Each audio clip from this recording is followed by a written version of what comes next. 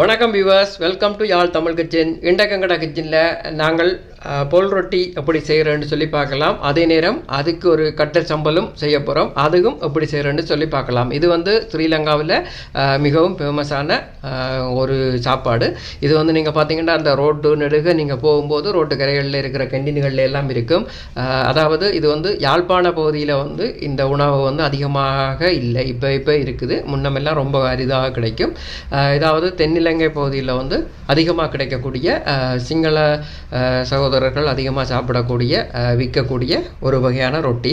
இதை வந்து நான் இன்றைக்கு உங்களுக்கு செய்து காட்ட போகிறேன்.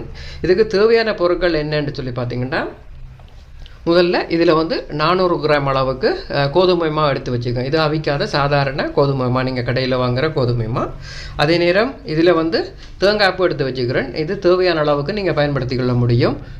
நீங்கள் 100 கிராம்லேருந்து 150 கிராம் வரை கூடி நீங்கள் பாவச்சுக்கலாம். நாங்கள் இதில் 1 கப் அளவுக்கு தேங்காய்ப்பூ எடுத்து வச்சுக்கிறேன்.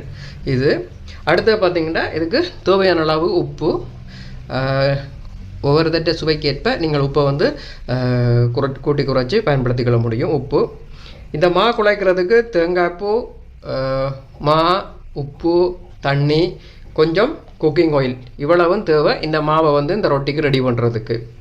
இதை விட இன்னும் மேலதிகமான பொருட்கள் இங்கே ரெடி பண்ணி வச்சுக்க. அதை என்னென்னு பார்த்தீங்கன்னா, இதில் வந்து சில்லி ஃப்ளாக்ஸ் எடுத்து வச்சுக்கிறேன். அதாவது கட்டத்தூள் அப்படின்னு சொல்லுவாங்க. அதை எடுத்து வச்சுருக்கிறேன்.